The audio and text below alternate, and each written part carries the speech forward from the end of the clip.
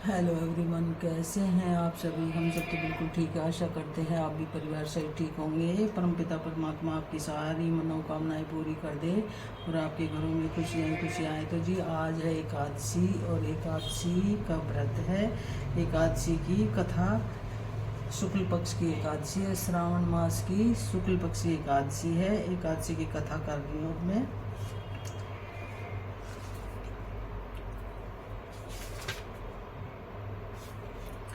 एकादशी श्रावण मास के शुक्ल पक्ष की एकादशी पुत्रदा एकादशी का महात्म्यम। श्रावण मास के शुक्ल पक्ष की एकादशी को पुत्रदा एकादशी कहा जाता है। इस दिन भगवान जनार्दन की पूजा की जाती है। संतान प्राप्ति की इच्छा रखने वालों की यह व्रत अवश्य करना चाहिए। हे केशव, श्रावण के शुक्ल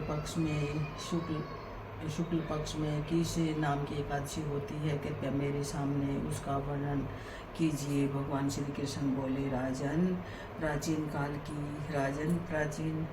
काल की बात है। द्वापर युग के प्रारंभ का समय था। महिष्मदीपुर में राजा महिजिंत अपने राज्य का पालन पोषण करते थे, किंतु उन्हें कोई पुत्र नहीं था, इसलिए वह राज्य उन्हें सुखदायक नहीं प्रतीत होता था। एक दिन राजा ने अपनी प्रजा को संबोधित करते हुए इस प्रकार कहा, प्रजाजनों, इस जन्म में मुझसे कोई पाप नहीं हुआ। मैंने अपने खजाने में अन्याय से कमाया हुआ धन नहीं जमा किया है। ब्राह्मणों और देवताओं का धन भी मैंने कभी नहीं लिया है। प्रजा का पुत्रवत पालन किया, धर्म से पृथ्वी पर अधिकार जमाया तथा दुष्टों को चाहे वे मेरे अपने ही क्यों न हो दंड दिया है। श्रेष्ठ पुरुषों का सदा सम्मान किया है। अपने ही क्यों न हो दंड दिया है। श्रेष्ठ पुरुषों का सदा सम्मान किया है और किसी को द्वेष का पात्र नहीं समझा। फिर क्या कारण है जो मेरे घर में आज तक पुत्र उत्पन्न नहीं हुआ? आप लोग इसका विचार करें। राजा महर्षि को इस बात की जानकारी जानने के लिए मंत्रीगण आदि वन में गए। वहाँ वन में जाकर उन्होंने बड़े बड़े मुनियों के दर्शन किए। उस स्थान पर वयोवृद्ध और धर्म के जज्ञाता महर्षि लोमेश भी थे। वे सभी उनके पास गए। दर्शन कर लीजिए मेरे महादेव के, देवों के देव महादेव, सबके भंडार भरे मालिक।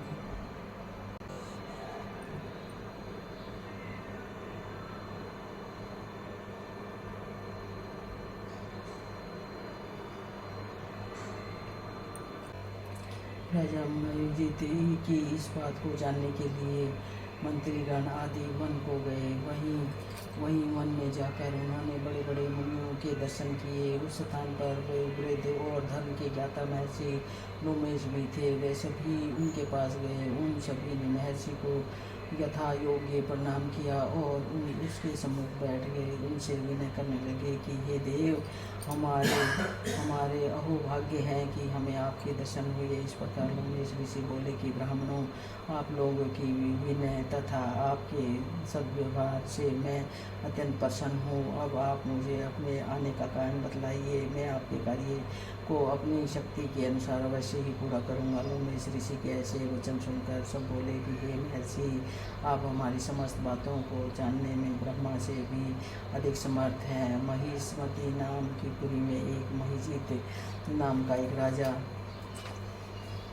धर्मात्मा राजा है। वह प्रजा का अपने परिवार की तरह धर्मानुसार पालन करता है, परंतु फिर भी वह पुत्रहीन है, जिससे वह अत्यंत दुखी रहते हैं। हम लोग उस राजा की प्रजा है, क्योंकि प्रजा का